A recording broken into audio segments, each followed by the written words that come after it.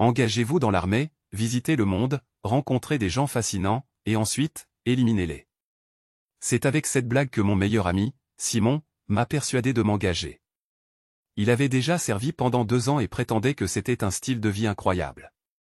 J'ai rejoint la même division que lui, puis je me suis porté volontaire pour l'unité des forces spéciales où il avait été muté.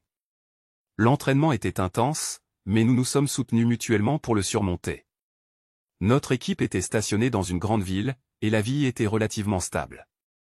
C'est à cette époque que j'ai rencontré l'amour de ma vie et que je l'ai épousée 1 mois plus tard. Elle était une personne formidable, elle s'appelait Pam.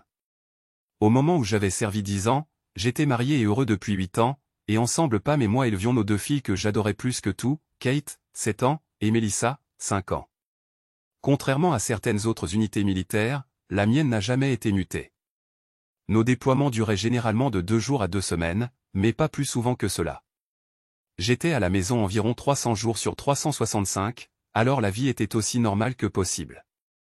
J'avais une femme que j'adorais et une famille pour laquelle j'aurais tout sacrifié. Puis, les actions odieuses d'Oussama Ben Laden ont tout changé. Simon et moi avons été envoyés en Irak pour ce qui ressemblait à une tournée, la même année. Dire au revoir à ma famille a été difficile, mais cela faisait partie de ce à quoi Pam et moi nous étions engagés. Nous avons rempli nos devoirs pendant la préparation et l'invasion, et nous attendions avec impatience de rentrer chez nous modestement. Le discours de l'officier politique du régiment à notre équipe restera gravé dans ma mémoire. Nous avons été informés que nous devions rester et nous battre pour maintenir la paix. Simon, toujours le bout en train, n'a pas pu s'empêcher de mettre de l'huile sur le feu. Monsieur, se battre pour la paix, c'est un peu comme se faire dépuceler pour préserver sa virginité, non, a-t-il lancé. C'était incroyable de voir un groupe de soldats endurcis rire à gorge déployée tandis que l'orateur sortait en trombe, furieux. Comme l'histoire le révèle, maintenir la paix s'est avéré encore plus difficile que l'invasion. Au moins, pendant l'invasion, l'ennemi portait des uniformes. Nous avons perdu plus d'hommes pendant cette période que jamais auparavant. Notre unité était parmi les plus sollicitées et passait jusqu'à 4 semaines derrière les lignes ennemies à la fois, suivies de 2 semaines de repos à la base. Enfin, je dis derrière les lignes ennemies, mais personne n'a jamais pu l'indiquer clairement sur une carte. Personne ne pouvait nous dire quand nous serions enfin autorisés à rentrer chez nous. Un soir sur 2 à la base, j'utilisais Skype pour discuter avec Pam, Kate et Mel. Juste pour qu'elle n'oublie pas à quoi je ressemblais au moment de mon retour. 3 semaines après le début de notre dernière mission, nous avons rencontré de graves difficultés. Nous étions censés attaquer une base où l'on pensait qu'il y avait environ 100 adversaires, mais au lieu de cela, nous en avons affronté environ 1000. Avec seulement 12 hommes, nous avons rapidement décidé de nous retirer. Il a fallu 2 jours avant que les Black Hawks n'osent enfin venir à notre secours. Nous n'étions plus que 4 à pouvoir nous déplacer. 3 de nos camarades avaient été tués. Le plus dur, c'est que Simon, mon soutien constant, s'était déchiré les tendons à l'arrière du genou. Ce n'était pas mortel, mais sa carrière militaire était finie. Il a été transporté par hélicoptère à l'hôpital de notre ville natale avec les autres blessés, tandis que le reste d'entre nous a été gardé dans une zone isolée pour une récupération psychologique et pour retrouver suffisamment de force pour la réintégration dans la vie civile. Il était clair pour tout le monde que nous n'avions plus assez d'effectifs pour continuer. Les stratèges militaires depuis l'époque romaine ont compris qu'une fois qu'une armée perd plus de 10% de ses membres, le moral s'effondre. C'est peut-être la raison pour laquelle, chaque fois qu'une légion romaine battait en retraite, ses propres officiers exécutaient chaque 10e soldat, une pratique appelée décimation sauvage. Malgré son efficacité, il était rare que les légions romaines fuient la plupart des batailles. 7 jours après notre retour de cette mission éprouvante, et pas même 9 mois après le début de notre déploiement, j'étais assis dans la tente mess, utilisant mon ordinateur portable pour écrire un email à l'une des veuves des hommes sous mes ordres. J'avais maintenu le contact avec les 3 femmes depuis que l'armée avait confirmé qu'elles avaient été officiellement informées de la mort de leur mari. L'armée avait un système dédié pour gérer de telles affaires, mais notre unité était très soudée, et je pensais qu'elle préférerait une approche plus personnelle. Je les connaissais toutes, contrairement à moi, car elles résidaient sur la base. La 3e conversation s'avérait particulièrement difficile pour moi. Avec les 2 premières, cela avait été simple, car je pouvais dire en toute vérité que leur mari était décédé rapidement. Cette fois-ci, cependant, j'allais devoir inventer une histoire. En tant qu'officier le plus gradé de mon peloton, je m'étais assuré que toute communication avec ces femmes endeuillées passait par moi. si elle devait rencontrer des mensonges, ils viendraient de moi, délivrés avec constance et compassion. À ce moment précis, une petite notification a clignoté sur mon ordinateur portable, Kate Yoon est en ligne. Cherchant le moindre répit à ce devoir émotionnellement éprouvant, j'ai composé son numéro. Quelques instants plus tard, le visage radieux de ma fille aînée est apparu à l'écran. Elle était affalée sur le canapé de notre salon, utilisant l'ordinateur portable que nous lui avions offert à Noël dernier. « Papa » s'est-elle exclamée avec joie. Sa voix a attiré sa sœur dans le champ de vision, et je me suis retrouvé à discuter avec les deux raisons principales pour lesquelles je devais persévérer. Elle parlait avec ferveur, partageant chaque bribe d'information qu'elle pouvait rassembler. Pendant la demi-heure qui a suivi, nous avons joyeusement bavardé de l'école, de leur récente visite aux zoos et de divers autres sujets qui leur traversaient l'esprit. Je me suis senti décontracté, et l'envie irrésistible de faire du mal a commencé à s'estomper. En jetant un coup d'œil à l'horloge, j'ai réalisé qu'il était presque l'heure de se coucher. J'ai donc tenté de conclure notre conversation. « Où est votre maman » ai-je demandé à Mel. Cathy s'était éclipsée, hors de vue. « Oh, elle est dans la cuisine avec l'oncle Mike, le nouvel ami de maman » a répondu Mel. Mon cœur a fait un bond dans ma poitrine. Ni Pam ni moi n'avions de frère qui s'appelait Mike. Résistant à la vague d'angoisse, j'ai puisé dans ma formation en gestion de crise pour garder mon sang-froid. « Depuis combien de temps l'oncle Mike vient-il à la maison » ai-je demandé d'un ton désinvolte. « Merde, je suis formé pour tuer, pas pour jouer la comédie. » Juste après Pâques, papa a déclaré Mel. « Merde alors. » Ça faisait 2 mois. L'omission par Pam de toute mention de cette nouvelle connaissance m'a tout dit. Maman voit-elle souvent l'oncle Mike? À quelle fréquence est-il là, ai-je sondé. Oh, il est là presque tout le temps, a répondu Mel. Puis Kate a murmuré hors champ, Mel, tu sais que maman ne veut pas qu'on parle de l'oncle Mike. La suspicion s'est transformée en certitude, et la colère a commencé à monter. Il m'a fallu toute ma volonté pour la réfréner. Kate, reviens à l'écran, s'il te plaît, ai-je ordonné. Kate est apparue, bien que visiblement troublée.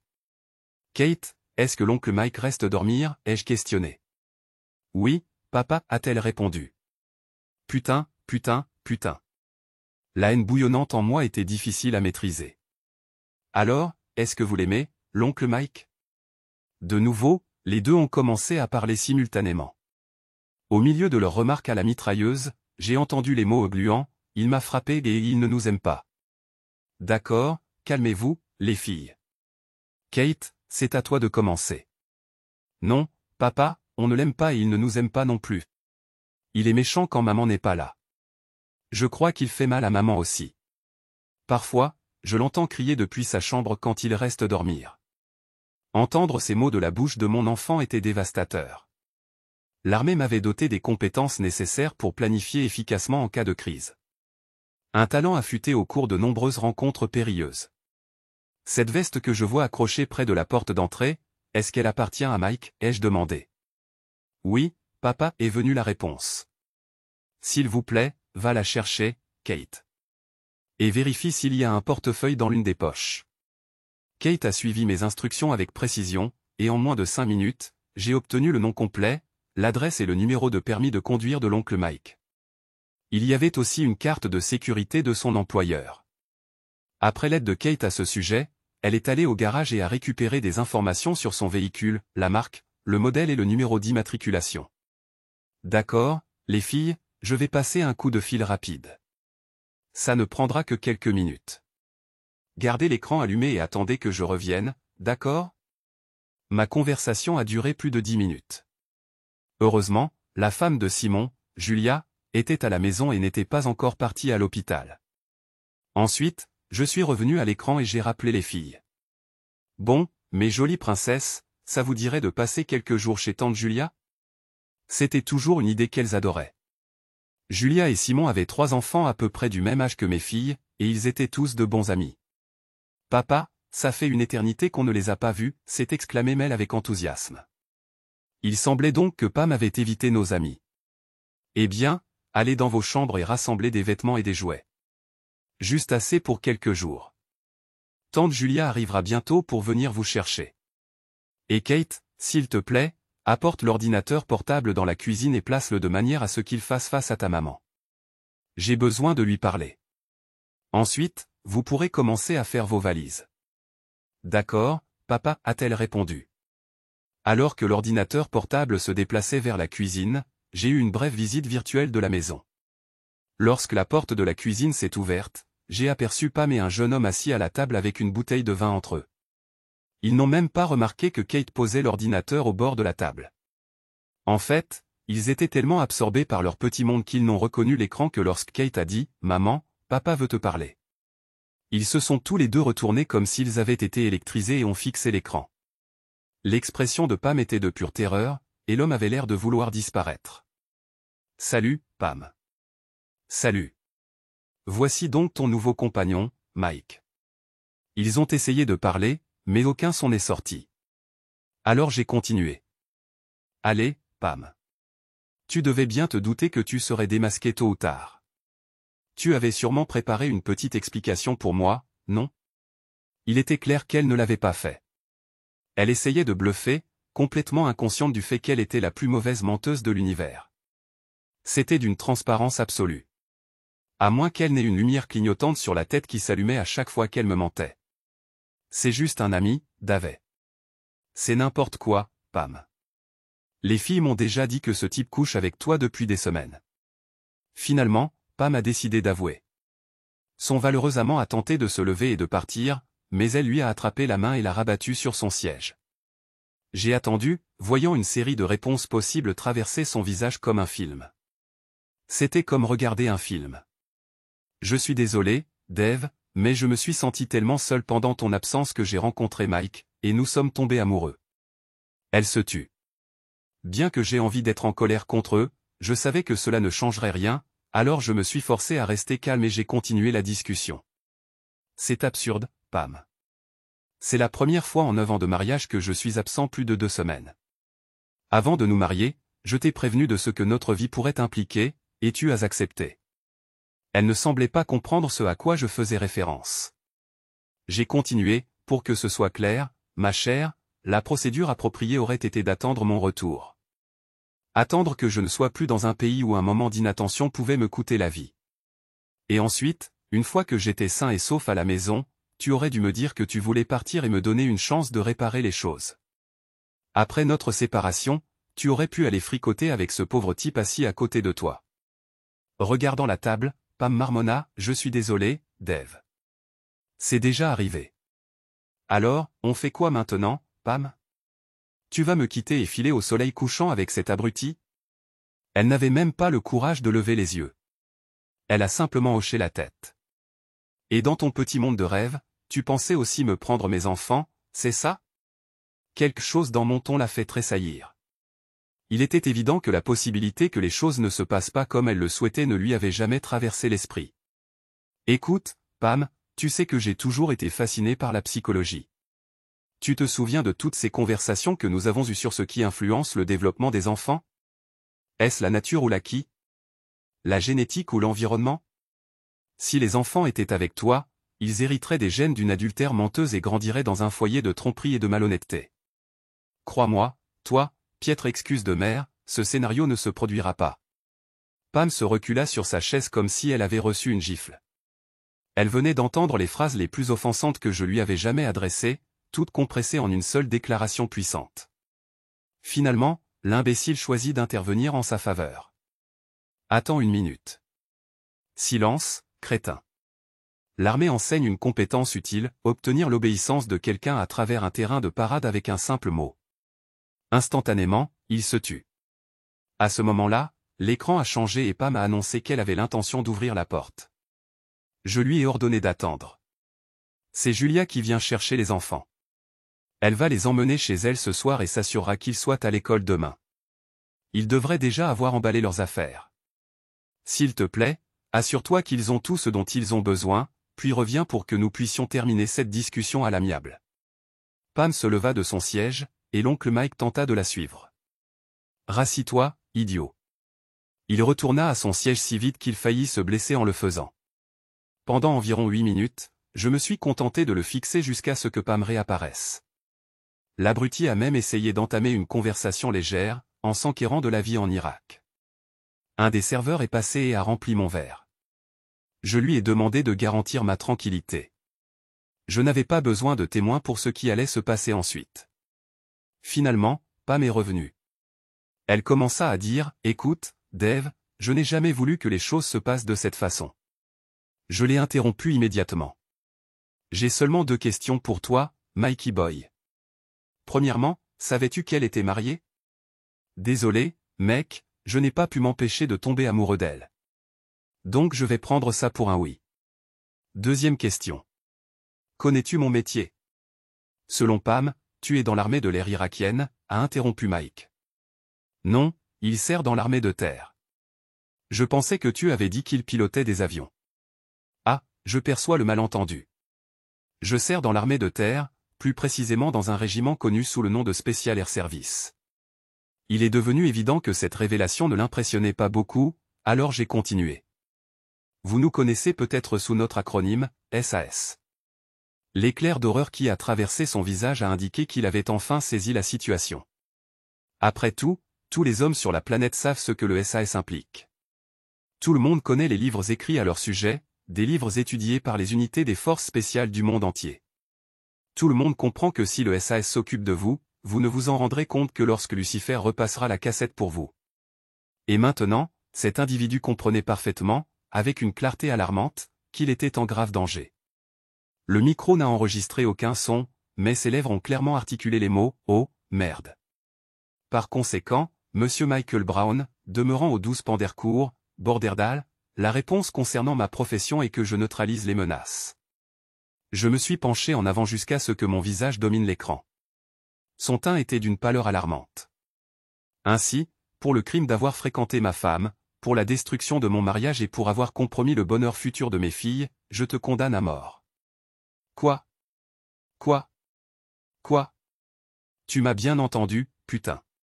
J'ai l'intention de t'éliminer. Il est resté assis là, la bouche s'ouvrant et se fermant comme un poisson hors de l'eau. À ce moment-là, Pam m'a interrompu. Arrête, Dave. Finissant avec ton numéro de macho, je sais que tu es dans l'armée et tout le reste, mais en réalité, combien de personnes as-tu descendu? Son attitude désinvolte m'a pris au dépourvu. J'ai détourné mon attention de l'image de Mick sur l'écran et je l'ai regardé.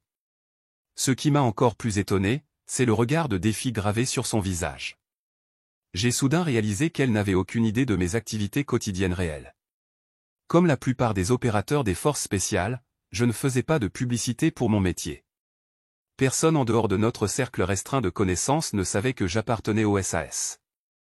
Et je ne l'avais certainement pas mis au courant de mes activités en Irak, principalement parce que je ne voulais pas l'angoisser. Ma réponse fut calme.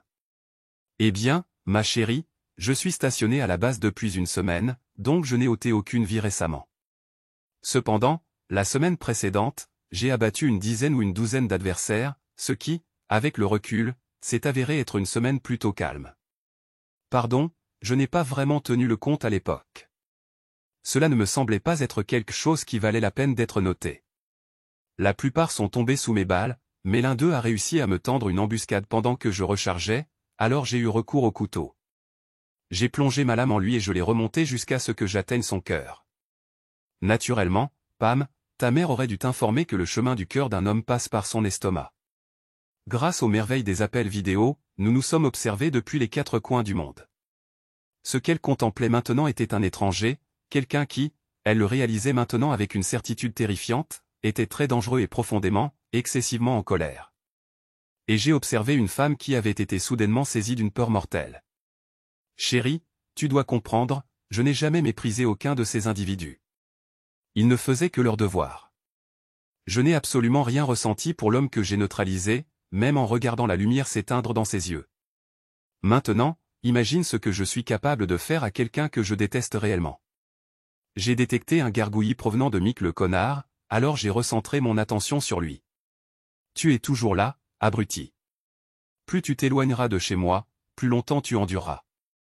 Mon couteau a rendez-vous avec toi, et c'est un engagement dont tu ferais bien de te souvenir. Avec un fort gémissement, il a bondi de son siège et s'est précipité hors de l'écran. J'ai entendu la porte claquer derrière lui. Maintenant, elle ressemblait à un poisson rouge. Je lui ai permis de rassembler ses pensées, même si, à en juger par l'expression de son visage, elle n'était pas agréable. Finalement, elle a chuchoté, « Tu vas me tuer moi aussi ?» Cela m'a arrêté, car je n'avais pas encore déterminé sa sentence. Pam. Je suis désolé, je n'ai pas encore décidé. Ce qui est clair pour moi, c'est qu'après avoir fait entrer ce vaurien dans ma maison et vous être livré à des ébats bruyants avec lui, tu n'es plus une mère digne de mes enfants. Ah, oui, Kate m'a raconté comment tu vocalises quand il est avec toi la nuit. Elle suppose qu'il te fait du mal. Je n'avais pas imaginé que le visage de Pam puisse paraître plus terrifié, mais elle m'a prouvé le contraire. Une chose est certaine, mes filles grandiront en étant pleinement conscientes de ma position sur l'infidélité. Une autre pause a permis à mes pensées de passer de la réaction émotionnelle à la délibération rationnelle. Les deux camps étaient maintenant en équilibre.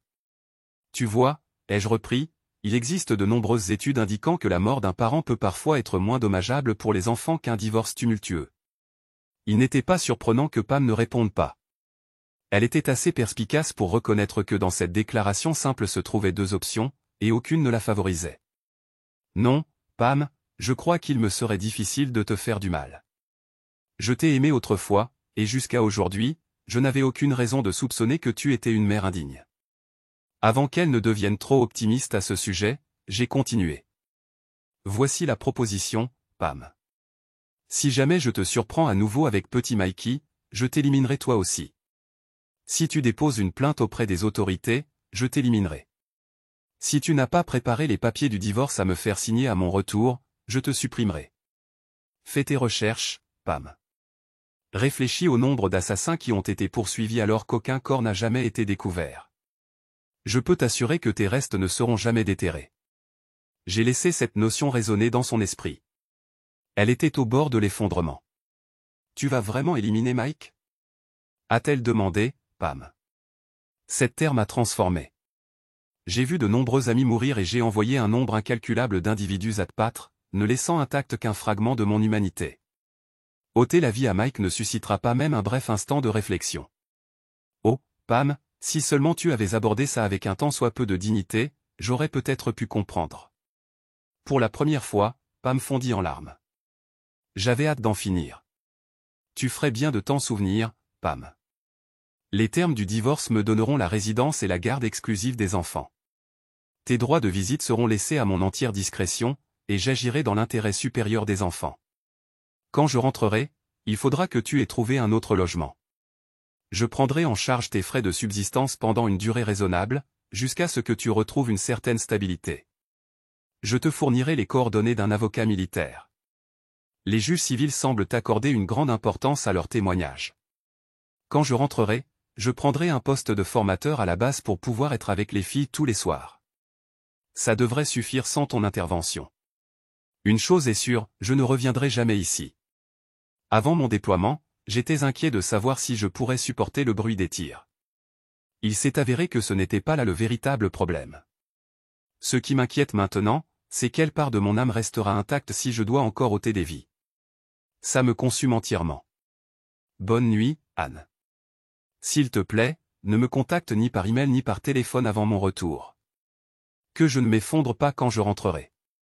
Exécute simplement tout ce que je t'ai dit, et tu n'auras pas longtemps à attendre avant de commencer ta vie paisible. Pas la vie que nous aurions pu partager. Mais c'est toi qui as pris cette décision. Il est temps d'en assumer les conséquences, à présent. Sur ces mots, j'ai coupé la communication. Que je suis rentré 3 semaines plus tard et que j'ai retrouvé Kate et Mel avec bonheur. J'ai essayé d'expliquer que leur mère ne vivrait plus avec nous. Elles n'ont pas tout à fait saisi la situation.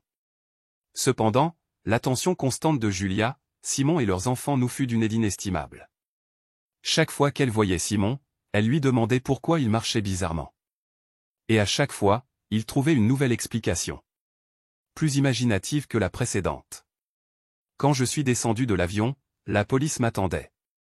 El Chitetto devait être dans une situation désespérée. Ils avouèrent avoir parlé à ma femme, et elle n'avait pas confirmé sa version. Que je n'ai pas employé de ruse particulière pour les esquiver. Mais je n'ai rien avoué non plus. Ils ne pouvaient rien faire à part m'avertir qu'ils me surveilleraient de près. Le divorce fut prononcé avec des modifications minimes de ma part, alors j'ai laissé mes filles décider de la fréquence à laquelle elles voulaient voir leur mère. J'ai été surpris de constater à quel point leurs jeunes esprits la jugeaient responsable de la douleur qu'elle nous avait causée. bien sûr, elle ne souhaitait presque jamais la voir. Bien plus tard, j'ai découvert que Julia avait influencé cette décision. Julia les récupérait quotidiennement à l'école. Et les moments agréables qu'elle passait avec leurs anciens amis et les enfants de Julia et Simon ne laissaient que peu de place pour leur mère morose et peu enthousiasmante. Pam demanda un jour s'il y avait une possibilité de réconciliation. Je me suis contenté de laisser le tueur impitoyable en moi la fixer du regard. La question ne fut plus jamais soulevée. En fait, à partir de ce moment-là, elle s'assura que nous ne soyons plus jamais seuls ensemble. Je l'avais manifestement effrayée. J'ai trouvé un poste d'instructeur à la base et j'étais à la maison tous les soirs. Les filles ont grandi dans le meilleur environnement possible. Mais quoi que vous fassiez, un divorce laisse toujours une cicatrice émotionnelle. C'est pourquoi les psychologues suggèrent aux parents de rester ensemble, sauf en cas de violence. Oui, la vie était belle. 4 ans et 2 mois plus tard, Percy Néaumont était détendu. Qu'il participait à une partie de chasse avec ses amis au fin fond de la nature sauvage. Des heures passées pendant ces chasses sans qu'il ne songe une seule fois à ses problèmes passés. Il jeta un nouveau coup d'œil à son ami Peter. Peter, ainsi que 2 autres, travaillaient avec Percy, et ils passaient beaucoup de temps ensemble ces derniers temps. Peter croisa son regard et sourit. Oui, Percy pensait que la vie était belle. La seule chose qui lui manquait avec eux, c'était les parties de poker du mercredi soir. Déménager dans un autre état et se créer une nouvelle identité avait été difficile et financièrement dévastateur pour Percy. Mais cela avait été efficace, il savait que retourner à Borderdale le mois dernier pour les funérailles de sa mère était risqué. Il s'était senti un peu idiot, déguisé et caché au fond de l'église, essayant d'éviter tout contact avec ses proches. Mais bon sang, c'était sa mère. Soudain, il sentit un coup violent qui le projeta sur le dos. Il baissa les yeux sur la flèche plantée dans sa poitrine, juste sous son cœur. Il était stupéfait. Ses 3 amis étaient derrière lui, alors pourquoi avait-il été touché de face? Il perdit conscience, mais finit par revenir à lui. Après un certain temps, il se retrouva seul avec Peter. Les autres étaient partis chercher de l'aide. Soudain, la douleur qui l'avait initialement submergé se raviva. Qu'est-ce que Peter fabriquait? Tirant sur l'empennage de la flèche et la tordant sur le côté? Et pourquoi diable souriait-il? L'agonie devint insupportable et Mick perdit à nouveau connaissance. 10 minutes plus tard, il suffoquait dans son propre sang, sans jamais revenir à lui. Le médecin légiste contemplait le corps avec un détachement total. Chaque année, ils me sortent pour des affaires comme celle-ci, un abruti inconscient qui a accidentellement tiré sur un de ses compagnons. Ces chasseurs sont vraiment cons. 2 semaines plus tard, Pam était assise dans son appartement au 12e étage, en larmes. Elle pleurait depuis 3 heures, depuis que son dernier petit ami, John, l'avait quittée. Qu'est-ce qui cloche chez moi? Se demandait-elle. Elle repensa à sa vie des 4 dernières années. Elle avait sincèrement cru que Michael était à l'origine de tous ses problèmes. Elle avait épousé Dave parce qu'elle savait que son horloge biologique tournait, et cela lui semblait un moyen pratique de réaliser son désir profond d'avoir des enfants. Ainsi, lorsque Michael réapparut et lui offrit une nouvelle chance d'avoir à la fois des enfants et une âme sœur, elle n'hésita pas. 1 mois après la disparition de Michael, elle finit par comprendre que son affection pour lui avait peut-être été à sens unique. Sans même un regard en arrière, il l'avait laissé tomber, abandonnant même sa veste et son portefeuille. Désespérée d'obtenir des réponses, elle se rendit à la fois à son appartement et à son lieu de travail 2 jours après son départ. Mais il n'y avait aucun signe de lui nulle part. Ce qui la peinait le plus, c'était le fait évident qu'il se souciait peu de son bien-être après son départ. Un facteur majeur de sa dépression pendant la première année fut ses enfants. Elle venait d'entamer une procédure judiciaire, espérant contraindre Julia à lui rendre Kate et Mel, lorsque David revint d'Irak et y mit fin. Immédiatement après, chaque fois qu'elle téléphonait aux filles, les conversations étaient tendues, comme si elle lui reprochait quelque chose. Elle les voyait environ 1 fois par semaine jusqu'à ce que cette femme emménage chez Dave, 9 mois après le départ de Pam. Apparemment, il s'agissait d'une journaliste qui avait couvert l'histoire de la remise de médailles à David et à son équipe. Après cela, les filles ne voulaient même plus parler à Pam au téléphone. Finalement, elle commença à se garer devant l'école. Même cette pratique cessa lorsqu'elle vit les 2 filles se précipiter pour embrasser une autre femme comme si elle était leur véritable mère. Cette année-là, elles ne l'appelèrent pas pour son anniversaire. La douleur diminua légèrement lorsqu'elle rencontra Pat. Il avait quelques années de plus qu'elle, mais partageait son désir de fonder une famille. 8 mois plus tard, elle emménagea chez lui et ils parlèrent mariage et enfants. 2 semaines plus tard, il la stupéfia en déclarant qu'il avait rencontré quelqu'un d'autre et lui demanda de partir. Le même scénario se reproduisit l'année suivante avec Randy. Le courant passa immédiatement et ils devinrent inséparables en 2 semaines. 4 mois plus tard, ils emménagèrent ensemble. 3 semaines après, il la quitta, affirmant s'être réconcilié avec son ex-femme. Suite à cela, Pam se lança dans une série d'aventures d'un soir, pensant que cela renforcerait sa confiance, mais l'effet fut inverse. Elle pensait sincèrement pouvoir se poser avec John, même si elle réalisait que si elle n'avait pas d'enfant bientôt, il serait peut-être trop tard. Elle se força à y aller doucement avec lui. Plus de 12 mois s'écoulèrent avant qu'elle ne cède finalement à sa douce persistance et lui permette d'emménager dans son appartement. Avec un pincement de regret, elle réalisa que c'était la meilleure expérience sexuelle qu'elle ait eue depuis Dave. 3 heures plus tôt, John l'avait accueillie à la porte de son appartement lorsqu'elle était rentrée du travail. À l'entrée, elle remarqua ses valises remplies. Il ne donna aucune excuse. Il annonça simplement qu'il partait. Il ne croisa jamais son regard tandis qu'il attrapait ses valises et s'en allait. Pourquoi avait-il murmuré « adultère » en emportant la dernière valise? Elle n'avait même pas jeté un coup d'œil à un autre homme depuis qu'ils s'étaient rencontrés. Pam essuya ses yeux et jeta un coup d'œil au courrier non ouvert sur la table basse. Il y avait une simple enveloppe et 2 factures. Elle avait résisté à l'envie d'ouvrir la mystérieuse lettre au milieu du chaos après le départ de John. Elle souleva l'enveloppe, l'ouvrant délicatement. À l'intérieur, elle découvrit un article de journal. Cela la déconcerta. Quelle était la raison pour laquelle quelqu'un lui envoyait une histoire sur un chasseur incompétent qui avait connu une fin horrible à cause d'une prétendue blessure accidentelle par flèche? Son expression s'assombrit lorsqu'elle parvint à la conclusion de l'article, qui confirmait que le défunt était Michael Brown, un résident de Borderdale. Le journal glissa de ses doigts immobiles. Elle repensa à Michael. Elle se souvint de Pat et de Randy.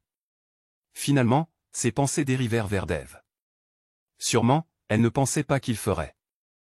Simultanément, elle comprit qu'il le ferait. 4 ans auparavant, elle avait été si près d'achever sa quête de la dernière pièce qui lui manquait en elle, mais elle s'était retrouvée privée de tout. Le choc de cette vérité la frappa, et elle se dirigea vers la porte coulissante, et sortit sur le balcon. De là, elle contempla la vue à la fois interminable et étrangement fascinante du parking, 12 étages plus bas.